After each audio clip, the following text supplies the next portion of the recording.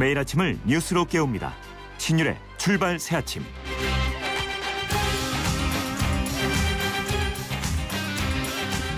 롯데가의 경영권을 둘러싼 형제 간의 다툼이 이제 2라운드로 접어들고 있습니다. 그런데 이 싸움이 우리나라에서는 전혀 낯설지 않다는데 문제가 있다는 생각인데요. 다시 말해서 과거 이 재벌그룹 가족 간의 이런 정도의 다툼이 계속 있어 왔다는 얘기입니다. 그리고 이런 싸움이 잊을만 하면 나타나는 이유는 바로 우리나라 고유의 재벌 기업의 소유 구조 때문이라는 생각입니다.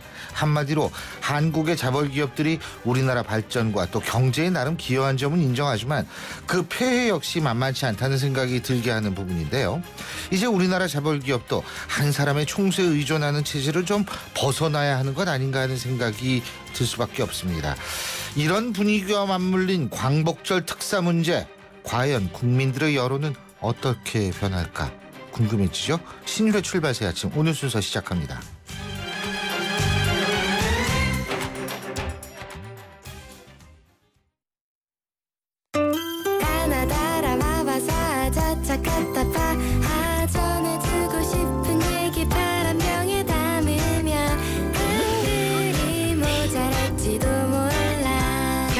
담을 수 없는 초정탄산수 이야기. 파란을 일으키다. 초정탄산수. 유호정 씨, 나만 바라봐주는 보험 어디 없나요? MG는 당신만 바라봅니다. 알뜰한 보험료로 세심하게, 든든한 보장으로 따뜻하게, 언제 어디서나 당신 곁에서 오직 당신만 바라봅니다. 당신 바라기 보험 MG 새마을금고보험 MG 손해보험. 신율의 출발 새아침. 촌철살인 헤드라인.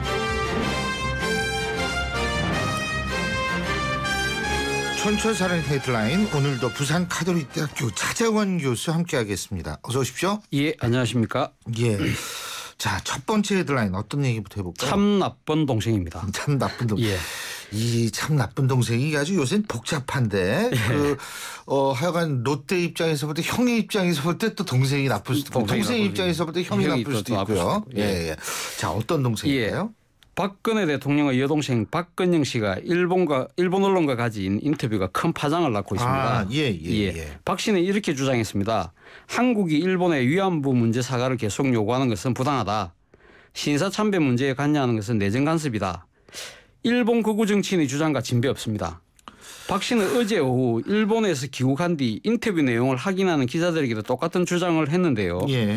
일본의 신사 참배는 후손이 조상을 찾아가는 것인데 100년 전 조상이 잘못한 일이 있다고 조상이라 부르지 않고 참배도 하지 않겠다는 것은 폐륜이다고 말했습니다. 한국이 가해사에 대해 일본의 사과를 요구하는 데 대해서도 비판적 의견을 감추지 않았습니다. 전두환 전 대통령이 일본을 방문했을 때 총리보다 훨씬 중요한 천황이 머리를 숙여 사과했는데 왜 총리가 바뀔 때마다 사과하느냐, 이렇게 말했습니다. 대한민국 국민 중 박 씨의 이런 주장에 동의를 할 사람이 과연 몇 명이나 될까요? 어제 휴가 중 페이스북을 통해 폭염으로 잠을 못 이루는 분이 많은 것 같다며 국민에게 위로를 건넸던 박근혜 대통령. 참 나쁜 동생 탓에 정작 자신은 어젯밤 잠을 제대로 못 이루었을 것 같습니다. 예. 근데 참 논리 구조가 독특해요. 예. 근데 이게 더군다나 이 천황이라는 단어를 쓴다는 거, 이거는 사실 잘못된 거죠. 우리 그렇죠. 입장에서 볼 때 일본 왕이고, 뭐 부르려면은 뭐 일본어로 텐노라고 부르든지. 예. 사실은 어제 그런 것도 보도가 있고 내용도 좀 동의를 그렇죠. 전혀 할 수가 없는 부분이 많죠. 그제 한국과 일본 미국 유럽이 지신 500명이 이 일본의 가거사에 대한 진정한 반성을 촉구하는 양심의 소리를 같이 냈는데 이분들이 이 소식을 들으면 어떤 생각을 할까, 이런 생각이 또 듭니다. 이게 그리고 일본의 전범들이 있는 곳을 참배한다라는 건 뭐 조상과 후손의 문제는 아니죠. 이거는 역사에 관한 문제고 인식에 관한 문제고. 참 정말 말이 없습니다. 이거 뭐 얘기할 만한 일이 될지 모르겠어요. 두 번째 헤드라인 어떤 겁니까? 룰의 전쟁입니다. 룰의 전쟁. 차기 총선 게임의 룰을 놓고 여야가 사활을 건 전쟁에 돌입할 태세입니다. 항상 그래왔죠, 우리나라. 항상 그렇죠. 4년마다 되풀이되는 하나의 맞습니다. 예, 모습입니다. 예. 국회 정치개혁특별위원회 새정치민주연합 간사인 김태년 의원은 어제 국회의원 수를 현행대로 300석 그대로 유지하는 대신 지역주의 정치 타파를 위해 권역별 비례대표제를 도입하자고 전격 제안했습니다. 당내 혁신위원회가 제기한 의원 정수 확대 제안에 대해 새누리당이 반개혁으로 몰아붙이며 비판하자 역공을 가한 셈입니다. 그러나 새누리당 이장우 대변인은 색깔론으로 대받아쳤습니다. 권역별 비례대표제가 전략공천 권한이 축소된 야당 지도부가 공천권을 확대하려는 꼼수다. 또 급진좌파 세력들이 권역별 비례대표제를 이용해 국회에 대거 동원하면 또 다른 전국 혼란을 일으킬 수 있다는 것입니다. 당 싱크탱크인 여의도 연구원도 이미 2달 전에 이 제도 도입에 반대 의견을 낸 것으로 알려졌습니다. 권역별 비례대표제가 실시되면 새누리당 의원수가 줄어 가반의석이 붕괴되고 영남에서 야당의 약진을 허용하며 만성적인 여소야대 구도가 될 수 있다는 것입니다. 자, 일단은 새누리당이 주장하고 있는 급진 좌파 세력이라는 단어부터가 예. 이게 이제 선거를 앞두고 소위 네. 말하는 보수 세력의 결집 같은 것을 그렇죠. 또 추구한다라는 그런 측면을 볼 수가 있어서 예. 이거 좀 그다지 적절한 단어인지는 생각해 봐야 될 것 같고 두 예. 번째로 생각할 수 있는 거는 이 권역별 비례대표제라는 게 사실 독일식 정당명부식 예. 비례대표제를 도입하자는 얘기 아니었어요? 근데 좀 궁금한 게 있어요. 예. 독일은 일단 국회의원 정수가 일정하지 않지 일정치 않습니까? 않죠. 결과에서 왔다 두 갔다 번째는 하죠. 예. 독일식 그렇기 때문에 어떤 방식으로 계산하느냐, 뭐 예. 하이네만 방식으로 계산하느냐, 예. 봉투식으로 계산하느냐에 따라서 의석수가 달라지는데 그렇죠. 우리나라 같은 정치 풍토에서 예.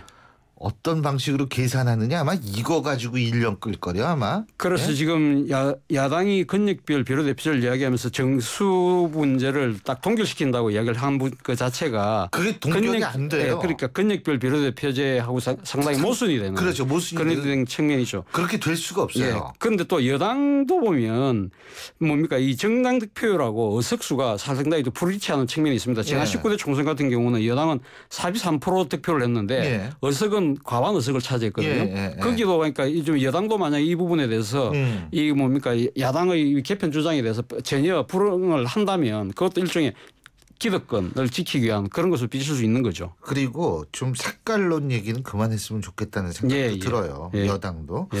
자, 다음 헤드라인 어떤 겁니까? 표현의 자유보다 공정성입니다. 선거 운동 기간 중 언론사 홈페이지 등에 후보자나 정당 관련 글을 올릴 때 실명 확인을 하도록 한 공직선거법 조항은 헌법에 위반되지 않는다는 헌법재판소 결정이 나왔습니다. 예. 헌법재판소는 어제 공직선거법상 인터넷 실명제 조항에 관해서는 또다시 합헌 결정을 내렸습니다. 예. 헌법재판소는 해당 법조항이 선거의 공정성을 확보하기 위한 것으로 정치적 익명 표현의 자유와 개인정보 자기결정권, 인터넷 언론사의 언론의 자유를 침해하지 않는다고 밝혔습니다. 현재의 헌법재판소 인하 결정은 한국의 인터넷 선거 문화라는 현실이 반영된 것으로 풀이됩니다. 즉 선거운동 기간에 익명의 글을 게시토록 허용할 경우 흑색 선정과 허위 사실이 유포될 우려가 있고 인터넷의 특성상 광범위하고 신속한 정보의 왜곡이 발생할 수 있다고 본 것입니다. 예.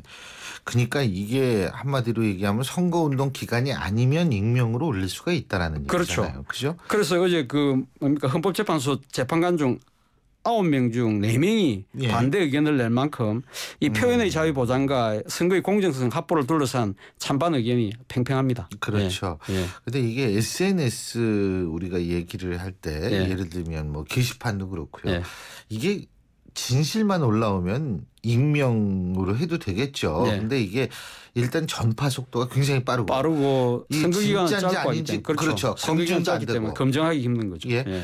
그런 게 우리의 현실이지 않습니까? 예. 그래서 사실 얼마 전에 사건도 말이에요. 예. 그 반전을 했다는 게 SNS상에서는 막 그 사람 불쌍하다고 예. 했다가 실제로 이 드러난 거 보니까 전혀 아니었던 맞습니다. 것도 많고 예. 예. 이런 부분이라서 이 표현의 자유 논란과 사실은 그 표현의 자유에 의해서 피해를 받은 경우를 어떻게 해야 되는가 그렇죠. 이런 부분. 특히 그리고- 선거 기간 중에 예. 한 번이 잘못된 주장이 한 번에 휩쓸려서 결과가 나오고 나면 그렇죠. 돌이킬 수가 없는 거죠. 그리고 예. 표현의 자유와 예를 들면 소위 말하는 거짓 유포 예. 이것의 관계를 어떻게 설정해야 되는가. 예. 사실 우리가 표현의 자유는 중요하지만 그럼 표현의 자유 속에서 거짓말로 이렇게 예. 이 인터넷상에 올리는 예. 거 이것도 그런 표현의 자유에 속하는가 하는 부분에 대해서도 생각을 해야죠. 그렇습니다. 이게 사실 인터넷상에서의 자정 기능을 우리가 얘기를 하는데 자정 기능이 언젠간 되지만 시간이 굉장히 오래 걸리더라고요. 피해는 다 보고. 다음 예. 헤드라인 어떤 겁니까? 배바지와 킹 브레이크입니다. 배바지. 어이구 오래간만에 듣는. 예. 이 도끼빗은 안 나오나요? 도끼빗 예. 도끼빗 또 비슷한 표현이 나옵니다. 예, 한번 들어보시죠. 새정치민주연합 손혜원 홍보위원장의 페이스북에 쏟아진 문재인 대표와 박지원 의원을 디스하는 문구가 화제입니다. 디스란 영어로 디스리팩트, 예. 즉 무례라는 말의 줄임말입니다. 예. 손 위원장은 지난 29일과 30일 시민들을 대상으로 문재인 대표와 박지원 의원에 대한 디스를 주문했는데 쓴소리가 쇄도한 것입니다. 문 대표에 대해서는 바지를 배꼽위로 끌어올려서 입는 방식인 배바지를 꼬집어 바지가 가슴까지 올라갈까 봐 조마조마해서 미치겠다며 촌스러운 패션 예. 스타일을 지적한 것에서부터 예. 카리스마 부족을 풍자하는 얘기까지 줄을 이었습니다. 박 의원에 대해서는 당을 흔들지 말아달라는 주문이 압도적으로 많았습니다. 예. 자신이 킹메이커가 아닌 킹브레이커임을 직시하라. 당대표 못돼서 뿔난 사람 같다는 등의 디스가 쏟아졌습니다. 앞서 손 위원장은 지난 23일 자신의 첫 작품으로 두 사람에 대한 셀프 디스를 선보인 바 있습니다. 이때 문 대표는 카리스마를 보여드리지 못해서 죄송하다고, 박 의원은 호남호남해서 죄송하다고 스스로 자신에 대한 디스를 했습니다. 그 지난번에 저희가 이 손 위원장 인터뷰를 했는데 예. 이 셀프 디스 전 나름대로 성공했다고 봐요. 이게 어쨌든 예. 주목을 받으니까. 주목을 받았죠. 그죠? 예. 근데 이제 문제는 진짜 솔직하게 겸허하게 자기 반성을 했으면 좋겠는데 맞습니다. 예. 이게 내용을 보면 자기 자랑을 디스라고 하는 경우도 그렇죠. 많더라고요. 예. 그래서 그런 부분이 이게 디스가 아니다 이거는. 자칫 정치를 희화시키는 측면도 맞습니다. 있고요. 그 문제는 이제 이 디스라는 부분이 진정한 자기의 기득권 포기라든지 맞습니다. 그런 것으로 연결돼야 되는데 예. 좀 지켜볼 측면이 있습니다 분명히. 예. 그리고 다음 헤드라인 어떤 걸까요? 서울판 도가니입니다. 청각장애 특수학교의 추악한 성추행 실화를 영상에 담아 큰 충격을 주었던 영화 도가니를 기억하시죠? 예. 서울에서도 이처럼 유사한 사건이 발생해서 파문이 커질 전망입니다. 언론 보도에 따르면 서울 서대문구 A고에서 무려 5명의 교사가 교실, 학교, 상담실, 회식 자리 등에서 무차별적으로 성추행을 저지른 것으로 드러나서 시교육청이 진상조사에 나섰습니다. 현재까지 조사 결과 이들로부터 피해를 당했다고 진술한 여교사만 최소 8명, 학생은 무려 130명에 이릅니다. 8명이면 20%가 넘는 숫자예요. 그렇죠. 예, 그 학교 내에서 예. 보면. 시교육청조차 이런 광범위한 성범죄 의혹 사건은 없었다고 말할 정도로 충격적입니다. 사례를 한두 가지 소개해드리면 한 교사는 동료 교사들과 회식 중 2차로 간 노래방에서 여교사가 강하게 저항했음에도 피해자의 옷을 찢고 몸을 대던 것으로 조사됐습니다. 또 한 교사는 학교 성폭력 고충 처리위원회 책임교사인데 여학생들 상대로 성추행을 했다고 합니다. 근데요. 이 부분에 있어서는 진짜 철저히 조사를 해야 되는데 저는 이게 특정 학교에만 이렇게 몰려 있거든요. 지금 현재. 교육청이나 서울시 교육청이나 아니면 교육부가 이 문제를 절대로 간과해서는 안 되는 게 왜 이 학교만 이렇게 해가지고 피해자가 집단적으로 양산이 됐는지에 대한 근본적인 원인 규명을 못하면 사실은 언론의 입장에서 볼 땐 계속 이 문제를 들고 나올 수밖에 없다는 거죠.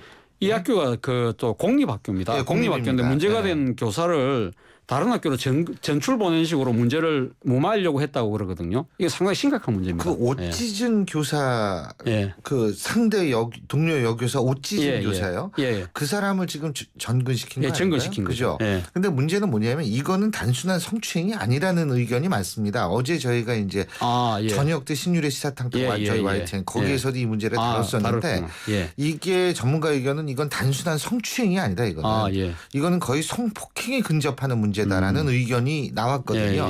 그러니까 그런 건 우리가 얘기할 것이 아니라 실제로 법적으로 판단을 해봐야 될 문제고 이게 그리고 성추행이나 이런 문제들이 계속 반복되는 사안이라고 생각을 했을 때에는 더 이상 피해자가 나오지 않도록 하기 위해선 진짜 철저한 조치가 필요하지 않을까라는 생각이 지배적입니다.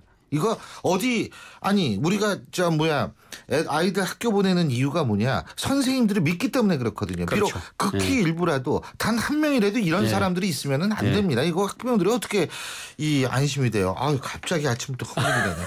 예, 오늘 말씀 여기까지 듣겠습니다. 고맙습니다. 예, 고맙습니다. 예, 지금까지 부산 카톨릭대학교 차재원 교수와 함께했고요. 자, 7시 28분 31초 지나고 있는데요.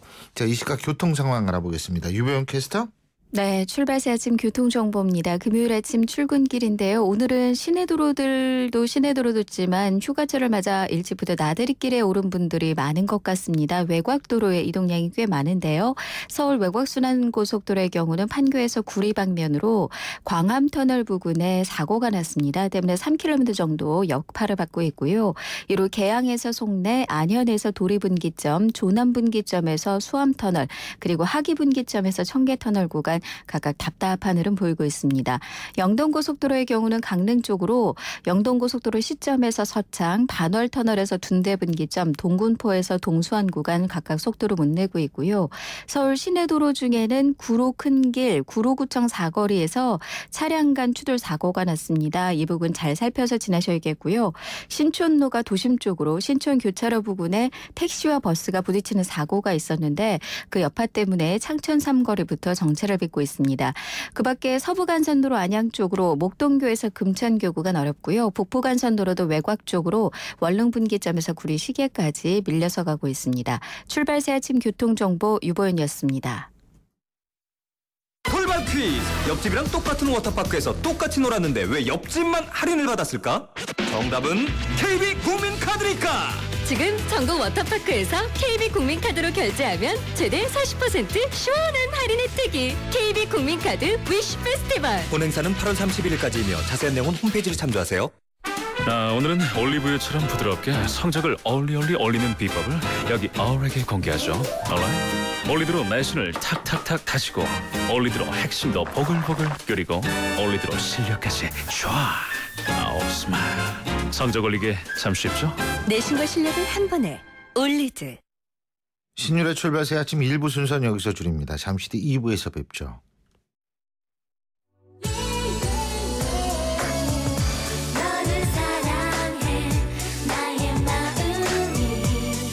안녕하세요. 라일이 엄마 SS의 슈입니다. 팬들과 함께하는 음악의 무대에 못지않게 일상이 가득한 인생의 무대에서도 열정과 진심이 가장 중요한 것 같아요. 24시간 열정과 진심으로 채운 음악, 뉴스, 시사 프로그램까지 94.5MHz YTN 라디오는 가장 감동적인 삶의 무대입니다.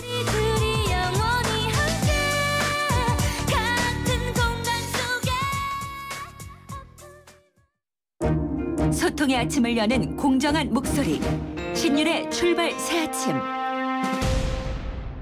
신율의 출발새 아침 2부 순서 광고 듣고 시작합니다. 안녕하세요. 유플러스 모델 보아입니다. 최신 영화 미드부터 인터넷 강의와 맛집까지 보고 싶은 비디오를 검색하면 카테고리별로 보기 쉽게 정리해주는 국내 최초 LTE 비디오 포털. 이제 보고 싶은 비디오 마음껏 즐기세요. 신율의 출발 새 아침. 국정원의 내국인 해킹 의혹과 노동개혁 그리고 여기에 의원 정족수 확대까지 정말 정치권 이 더운 여름에 수고가 많다라고 얘기할 정도로 일을 많이 만들어내고 있습니다. 참 정치하시는 분들 에어컨 있는 데서 일하셔서 그런지 덥지도 않은 모양이에요. 자, 이런 정치판 어떻게 봐야 되는지 새누리당 비대위원을 지내신 분이죠. 중앙대학교 이상돈 명예교수와 짚어보겠습니다. 교수님 안녕하세요. 네, 안녕하십니까. 많이 더우시죠? 네, 그렇습니다. 근데 네. 국회의원들은 덥지가 않은 모양이에요. 이렇게 일들을 계속 만들어가는 거 보면은. 자, 우선 먼저 새누리당 김무성 대표의 방미 이 얘기부터 좀 짚어보죠. 여기에 말들이 많더라고요. 이 말들이 많은 게 노이즈 마케팅입니까? 어떻게 봐야 됩니까? 네, 좀 말이 좀 많이 생겼죠. 예. 나는 이제 파격적인 그 모습을 보이지 않았습니까? 뭐 예. 큰절 올린 사건. 네, 근데 뭐 저는 이런 말이 있죠. 로마에 가서는 로마법을 따르라는 말대로 예. 그곳의 어떤 그 의견이랄까요, 예범절을 따르는 게 옳지 않았나 합니다. 그건 오히려 뭐 국내의 어떤 지지층을 뭐 겨냥한 행보가 아닌가 싶고요. 예. 네, 그리고 또 하나는 좀 발언 같은 데에서 너무 좀 쉽게 하는 경우가 많은 것 같아요. 뭐 중국보다는 미국이라는 발언도 그렇고 또 한쪽의 대학에서는 뭐 서커스 외교라는 표현을 썼죠. 그 서로 그 배치되는 말 아닙니까? 예, 그렇죠. 그래서 좀 경솔한 것 같습니다. 미국도 많이 더운 모양이죠, 뭐. 예. 근데요, 가장 중요한 건 이번에 김무성 대표가 지금 그 중국보다 미국 발언 제가 좀 이따 또 여쭤보고요. 지금 김무성 대표가 미국 갔을 때 의회 쪽 사람들은 대부분 다 만났는데 이 행정부 쪽에 중요한 사람, 뭐 국무부 장관이라든지 부통령 이런 분들은 전혀 못 만났잖아요. 이런 현상 어떻게 보십니까? 그것은 아마 좀 준비가 좀 짧았기 때문에 그렇지 않았겠습니까? 근데 그런 거는 일부 기자분들은 대사관 같은 데서 좀 많은 도움을 받았어야 되는 것 아닌가라는 얘기가 나오던데요. 그럼 뭐 대사관에서 이렇게 일을 안 했다는 뜻인지. 글쎄요. 그 뭐 어떤 기자분은 그런 얘기를 해서 저도 그게 무슨 뜻인지는 모르겠습니다만 여쭤보는 거거든요. 그 내용은 우리가 알 수가 없죠. 예. 또 이제 김무성 대표가 좀 뭐 아무래도 저 국제 부분에는 좀 부족하지 않습니까요? 그래서 뭐 본인 자신이 특별한 어떤 커넥션 같은 것은 뭐 좀 없었거나 좀 부족했을 수도 있죠. 저는 뭐 그건 큰 문제는 아니라고 큰 봅니다. 문제는 아니다. 근데 중국보다는 역시 미국이라는 그런 부분이 있지 않습니까?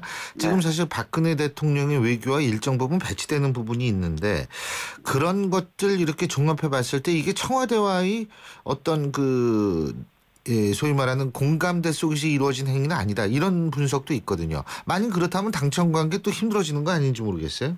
저는 그렇게 어렵게 해석하는 게 오히려 좀 오버하는 것 같습니다. 그냥 김무성 대표가 그냥 평소에 생각하는 바대로 그냥 톡톡 그렇게 쉽게 발언을 해서 나온 게 아닌가 싶어요. 예를 들어 서커스 외교라는 것은 좀 미리 준비해간 연설문이고 뭐 중국부터 미국은 그냥 본인이 좀 던지는 얘기죠. 뭐 그때 김무성 대표가 좀 발언이 좀 쉽게 하는 그런 성향이 있지 않습니까요? 예. 저는 그건 뭐 이렇게 복잡하게 생각할 필요가 없을 것 같습니다. 네. 예.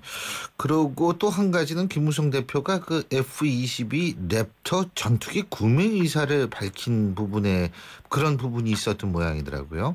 이거를 지금 야당은 굉장히 비판을 하고 나서는데 이게 좀 경솔한 것 아니냐라는 그런 얘기가 있는 모양이더라고요. 그것도 무슨 준비해간 거라고 볼 수가 없죠. 그런 준비를 할 수 있는 사람이 없지 않습니까? 아무래도. 준비 없이 이런 얘기하면 그건 큰일이죠. 네, 근데 그게 김무성 대표의 굉장히 그 중대한 단점입니다. 근데 어떻게 보면 그런데 또 좀 말하자면 좋게 느껴지는 경우도 있어요. 그러니까 좀 시원시원하고 맞아요. 그 사람이 편이부동하지 않다. 이런 감도 줍니다. 그러니까 뭐 그렇게 뭐 그것은 사실은 굉장히 경솔한 얘기고 좀 상식에 벗어나는 발언이죠. 예. 아니 근데 뭐 그런 또 이게 좋은 면도 보이죠. 그러니까 뭐 야 속으로 딴 생각하고 뭐 이런 사람은 아니구나 이런 좋은 면도 보이지만 사실은 이런 외교 문제에 민감한 부분은 좀 발언을 자제했어야 되는 것 아닌가라는 생각도 드는데. 네, 맞습니다. 그런 부분이 있죠. 오늘 반기문 유엔 사무총장 만났던 모양이에요. 오늘 새벽에 김무성 대표가요. 그죠? 네. 근데 오늘 이거 어떻게 보세요? 이게 잠재적 두 대권 후보의 만남이다. 관심들은 많이 가는 모양이던데요. 그런데 아무래도 그 미국 방문해서 그래도 유엔 사무총장을 한번 만나고 좀 그래야 모습이 좋지 않습니까? 그리고 또 김무성 대표라는 사람이 그렇게 속이 좁은 사람이 아닙니다. 왜냐하면 굉장히 당 대표로서도 과거와 자기가 불편했던 사람도 다 같이 다니려고 하는 거로 보건데 뭐 김무성 대표가 좀 그러면 스케일이 크다는 거를 보여줄 수 있는 그런 기회죠. 그러면 이번 방미 성과 종합적으로 몇 점 주시겠어요? 네, 글쎄요. 저는 뭐 그 방미 성과 그냥 보통 수준, 보통이라고 생각합니다. 크게 뭐 어떤 그 당대표 외교로서 크게 기대할 수는 없지만은 또 그런 걸 통해서 김무성 대표가 이렇게 정교한 사람은 아니지만은 굉장히 순수하고 뭐 좀 표리부동하지 않고 예. 사람에 다가가는 스타일이다. 이런 것은 뭐 보였다고 봅니다. 알겠습니다. 자, 이 지금 또 다른 정치권의 한 축이죠. 새정치민주연합. 요새 여기에는 아주 셀프 디스 열풍이 불고 있어요. 근데 이게 셀프 진짜 디스인지는 모르겠습니다만 이 손혜원 홍보본부장이 SNS에서 문재인 대표를 디스해달라고 했는데 우리 교수님께서 한마디 디스를 해주시면 어떻게 디스하시겠어요? 글쎄요, 뭐 제가 문재인 대표라면은 뭐 이런 말도 한번 할 수 있다고 봅니다. 예. 항상 길고 지루하게 말해서 죄송합니다. 어떨까 모르겠습니다. 항상 길고 지루하게만 설명해 주시죠. 예. 네? 길고 지루하다. 예. 네, 저 문재인 대표 그 발언이나 어떤 그 연세가 보면요, 그 예. 내용은 또 굉장히 좋은데요. 굉장히 좀 변호사들이 법정에서 변론서 같은 그 논리적이고 굉장히 길잖아요. 예. 근데 사실 이게 뭐 정치 메시지가 뭐 그러면 별로 효과가 없지 안 되죠. 않습니까? 예, 맞습니다. 안 되죠. 그런 부분이 그렇고 뭐 또 다른 뭐 지금도 어떤가 모르겠으면 손학규 전 대표는 그 교수 논문 같은 그런 그런 냄새가 많이 나죠. 예. 근데 그 진짜 말씀하신 거 이게 한마디로 딱 전곡을 찔러야 되는데 이게 설명하기 시작하면 이거는 사실은 그 정치인의 자세가 아니거든요. 예, 네, 맞습니다. 그런 부분이 김무성 대표가 실수가 있어도 잘해요. 그런 게 그거는 사실 장점이죠. 그렇습니다. 네. 맞습니다. 자, 그리고요. 또 한 가지는 지금 새정치민주연합의 당명 문제가 지금 대두가 되고 있는데 그 얘기를 바로 우리 그 손혜원 홍보본부장이 저희 프로그램에 나와서 제가 물어봤거든요. 새정치민주연합이 이거 사석에 자꾸 민주당 하게 되는데 이거 뭐 이름이 좀 문제 있는 거 아니냐 그랬는데 이게 굉장히 마케팅 비용이 많이 드는 이름이다. 이를 한마디로 이렇게 표현을 하셨거든요. 근데 안철수 전 대표도 바꿀 수 있다 이런 얘기를 했는데 문재인 대표도 바꿀 수 있다 그럼 바꾸는 거예요? 글쎄요, 뭐 좀 당에서 어떤 그 절차가 필요하겠죠. 근데 그 바꾸는 건 좋은데 우리나라 당명 이름이라는 게 그 2012년에 새누리당 같이 아주 그냥 생소하고 파격적인 이름 아니면 그게 좀 장명할 수 없지 않습니까요? 예. 다 써가지고서 별 쓸 게 없어요. 그 정당 명칭에서 제일 많이 쓰는 것이 이제 그 자유, 뭐 민주, 공화 그 세 단어인데 자유하고 공화는 이제 우리나라 안 쓰잖아요. 그렇죠. 네? 예. 그러니까 민주는 이제 야당의 이제 본질이 민주당이니까. 민주죠. 예, 예. 근데 그 너무 많이 바꿨단 말이에요. 그래서 이게 그리고 또 지금 민주당이 과연 그 1950년대 그 민주당과 뭐 과연 같으냐, 뭐 이런 것도 한번 생각해 볼 필요가 있죠. 그리고 지금 민주당 바깥에 있잖아요. 네, 민주당이 지금 바깥에 있습니다. 원외정당이 있습니다. 예. 사실상 김민석 전 의원이 좀 그런 그 당명을 지키기 위해서 상당해서 가지고 있죠. 네. 아, 그러니까 이게 민주당 이름을 쓰기도 힘들 거. 근데 문제는 지금 당명 가지고 이럴 때인가 그것도 의문이에요. 네, 사실 뭐 당명보다는 뭐 지금 본질적으로 지금 김상관 혁신위원회가 당의 화합과 쇄신 두 토끼를 한꺼번에 잡을 수 있느냐 없느냐 그게 문제 아닙니까? 그거 안 되면 사실상 심각한 문제가 생기는 거죠. 예. 그게 더 중요하죠. 네. 그 교수님이 보실 때 지금 이제 이게 제가 왜 지금 당명 가지고 얘기할 때냐 이런 얘기를 하는 게 뭐냐면 지금 뭐 당 나오겠다는 분들도 많고 말이에요. 신당 차리겠다는 경우도 구체화되고 이런 건데 자, 제가 직접적으로 여쭤보겠습니다.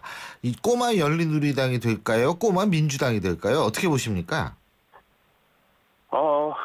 글쎄요, 아직은 알 수 없는데요. 저는 이런 추세를 가면은, 추세는 뭐냐 그러면은, 김상곤 혁신위원회가 특별한 성과를 내지 못한다는 얘기죠. 예. 이렇게 가면은, 뭐 그것도 아니고 저것도 아닌 좀 이 호남 신당이 발족하는 것은 좀 예상이 되지 않는가 싶습니다. 근데 그것이 어느 정도의 효과력이 있느냐. 예. 네. 또 그것이 수도권에 영향을 미치느냐, 뭐 그것은 좀 두고 봐야 한다고 봅니다. 네. 예. 근데 이 탈당, 의원들의 탈당이 그렇게 쉬운 거는 아니죠, 그죠? 네, 그건 쉽지 않습니다만은 이제 막판에 뭐 공천 그렇죠. 과정 들어가서는 또 이제 그런 수가 나올 수 있죠. 그리고 이제 현재 앞으로도 또 무슨 일이 발생할지 모르지 않습니까요. 그리고 이제 여러 가지 여론조사를 볼 것 같으면은 호남에서는 새정치 민주연합에 대한 이탈 현상이 굉장히 심각하게 발생하고 있죠. 그건 그 엄연한 그 현실 같아요. 뭐 그래서 그 말로 문재인 대표가 김상건 위원장이 뭐 혁신을 하면서도 나중에 비노 호남 의원들을 담을 수 있는 그런 묘책을 내지 못하면은 막 그럴 가능성은 상당히 있지 않는가 합니다. 네. 그러니까 비노 호남 의원들뿐만이 아니라 다른 세력도 또 나갈 수 있는 거 아니겠어요? 왜 지난번에도 이해운 전 의원, 박영선 의원 함께 토론한 거 이런 거 주목해야 된다 이런 말씀 하셨잖아요. 네, 그것은 이제 좀 더 큰 변화가 오면 좋겠다는 좀 희망사항이죠. 사실 뭐 그런 분위기는 많이 있다고 봅니다. 현재 보면은 뭐 지지하는 정당이 없다는 사람들이 뭐 거의 50% 되고, 그리고 이른바 안철수 현상이 이제 또 다른 형태로 나타난 거라고 봅니다. 근데 문제는 그런 욕구를 담아낼 수 있는 세력이 있겠느냐 하는 것이죠. 그래서 이제 지난번에 이제 파문이 있었던 유승민 사태, 그리고 이제 똑같이 비슷하게 박영선 의원도 원내대표를 중도에서 그만뒀기 때문에 또 이제 그렇게 해서 좀 말하자면 제3지대의 정치 세력이 있으면 좋겠다는 그런 여망이 있다고 봅니다. 그러나 현실적으로 그런 것이 이루어지기는 상당히 좀 현재로서는 어렵다고 봐야죠. 예. 박영선 의원이 낸 책 누가 지도자인가 이거 잘 팔리는 모양이에요. 부러워요. 네, 그렇습니다. 아마 본인도 기대했던 것 이상으로 잘 나가고 있고 출판사는 요새 뭐 표정관리하는 것 같습니다. 네. 근데 이게 왜 이렇게 잘 팔릴까요? 저는 그런 뭐 책 내용도 책 내용이지만은 박영선 의원 본인에 대한 대중의 관심을 보여준 것 같습니다. 네, 그래서 그 책을 보면은 제일 마지막 부분에 이런 말이 있어요. 현재 우리나라는 국민을 편안하게 해주는 좋은 지도자의 탄생을 기다린다라는 말이 제일 마지막에 나오는데 저는 박영선 의원 본인도 그 중에 한 명, 그리고 아주 유력한 한 명이라고 믿습니다. 저는 그렇게 생각하기 때문에 이런 책이 많이 팔린 것 같습니다. 유력한 차기 지도자 중에 한 명이다. 이렇게 평가하시는 거군요. 저는 당연히 그렇게 생각합니다. 알겠습니다. 그것이 아마 박영선 의원에 대한 관심은 그런 부분이 상당히 있다고 봅니다. 알겠습니다. 오늘 말씀 여기까지 듣죠. 고맙습니다. 네, 감사합니다. 지금까지 새누리당 비대위원을 지내셨던 분이죠. 중앙대학교 이상돈 명예교수였습니다. 경제뉴스 알아보겠습니다. 최요한 경제평론가 전화 연결돼 있습니다. 안녕하십니까? 예, 안녕하십니까. 최요한입니다. 오늘도 롯데 얘기부터 해야 될 것 같아요. 지금 막 줄줄이 롯데가 가족들이 전부 우리나라 들어오고 있어요. 그렇습니다. 워낙 가족사가 얽히고 설켜서 복잡합니다. 어제 낮에는 신격호 총괄회장의 공식 부인이자 신동주 전 부회장, 신동빈 회장의 어머니 시게미스 하스코 씨가 김포국제공항을 통해서 입국을 했습니다. 이 두 형제들의 중재에 나설 것으로 보이는데요. 이 신격호 총괄회장이 2012년까지 일본, 한국 왔다 갔다 한 달씩 오가면서 셔틀 경영을 했었잖아요. 이때 일본에서는 하스코 씨와 함께 지냈다고 합니다. 만약에 형제 간의 경영권 분쟁 양상을 잠재우는 중재자 역할을 하는 거 아니냐. 제게는 이렇게 보고 있고요. 그런데 이 하스코 씨가 이 하늘 롯데그룹의 지배구조 최정점에 있는 일본 내 비상장사 광윤사의 지분을 일부 가지고 있을 가능성이 크거든요. 이렇게 되면은 손들어주는 쪽으로 넘어갈 수 있다는 거죠. 그렇군요. 그러니까 이게 단순한 가족 회의가 아니네. 오늘 이게 귀국한다고 합니다. 이 롯데 얘기는 아주 연일 관심이 비춰져서요. 예. 자, 그리고요. 우리나라 소비자가 일본 여행이나 인터넷 쇼핑몰 이용 과정에서 피해를 입더라도 원활히 보장받을 수 있는 그런 장치가 마련됐다고 그러죠? 예, 그렇습니다. 한국 소비자원과 일본 국민생활센터, 그 국민생활센터가 한국 소비자원과 비슷한 역할을 하는데요. 예. 어제 오전에 일본에서 한일 양국 간 국제거래 소비자 피해 해결을 위한 MOU, 양해각서를 체결했다고 합니다. 예. 그동안 언어 소통 어렵고 국가 간 적용 법률이 달라서 대부분 소비자들이 사실 보상받기 어렵거든요. 예. 그러니까 1372 소비자 상담센터를 통해 접수되는 이 국제거래 소비자 피해가 나날이 이제 증가해 왔는데요. 예를 들어서 일본 인터넷 쇼핑몰에서 주문한 물건을 받지 못한 피해. 이거 한국 소비자원에 접수하면 일본 국민생활센터 통해서 피해 구제를 받을 수 있게 되는 것이죠. 예. 정반대도 마찬가지고요. 예. 해외 직구나 해외 여행 분야에서 국내 소비자의 권익 강화, 우리나라 상품과 서비스에 대한 외국인 소비자 신뢰도를 높여서 해당 산업의 경쟁력을 높일 수 있는 계기다. 이렇게 이야기하는데요. 예. 소비자원이 베트남하고도 예. 지난 17일 MOU 체결했고요. 앞으로 중국, 동남아시아 국가연합, 유럽연합, 미국 꼭 이렇게 네트워크를 마련해 나간다고 합니다. 예. 자, 그리고 닭고기 소비가 요새 좀 줄은 모양이에요. 예, 그죠? 그렇습니다. 그래서 닭고기 값이 계속 떨어지고 있는데 치킨 가격은 반대로 오르고 있습니다. 예. 무슨 이게 시소도 아니고 이게 뭐 하는 짓이에요? 예? 어제는 돼지고기 말씀드렸는데 예. 오늘은 닭고기입니다. 닭고기. 예. 이 닭고기가 식용 닭 1kg 산지 가격이 한 1,431원 정도 된다고 해요. 예. 그런데 이것이 2010년부터 14년까지 계산해 보면 5년 동안 평균 가격이 24%나 떨어진 것이랍니다. 근데 이번에 1,200원까지 떨어진다고 하는데요. 예. 이 닭고기를 재료로 만든 치킨, 예. 후라이드 치킨, 양념 치킨, 이런 것들이 예.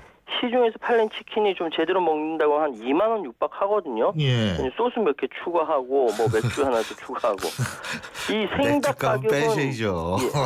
예. 25% 올랐는데 예. 지난 10년 동안요. 프라이드 치킨 가격은 45% 올랐다. 이런 얘기도 있고요. 예. 그러니까 그런 얘기입니다. 업체들은 닭 가격이 치킨 이 가격 좌지우지하지 않는다. 치킨 한 마리 놓고 보면 닭 가격은 20% 불과. 다른 재료나 인건비, 가격 관리비가 80%에 달한다. 예. 이야기를 하고 있습니다. 일단 양계 농가들이 치킨 가격이 높아서 닭고기 소비가 줄고 있다. 너무 비싸다는 거죠. 예. 치킨 업체들의 가격 인하를 요청했는데 예. 아직까지 가격 인하하겠다. 이런 치킨 업체는 찾아볼 수가 없는 형국입니다. 예, 오늘 말씀 여기까지 듣겠습니다. 고맙습니다. 예, 감사합니다. 예, 지금까지 최요한 경제평론가였습니다. 내가 죄짓고 살지 말라 그랬지. 나한테 이러고 뒷감 당할 수 있겠어요? 황정민, 유아인, 유혜진, 오달수. 올여름 최고의 베테랑들이 온다. 베를린 유승환 감독 2015 범죄오락 액션 베테랑 8월 5일 대개봉. 15세 이상 관람가. 신율의 출발새 아침 2부 순서는 여기서 줄이고요. 8시 10분 3부에서 뵙겠습니다.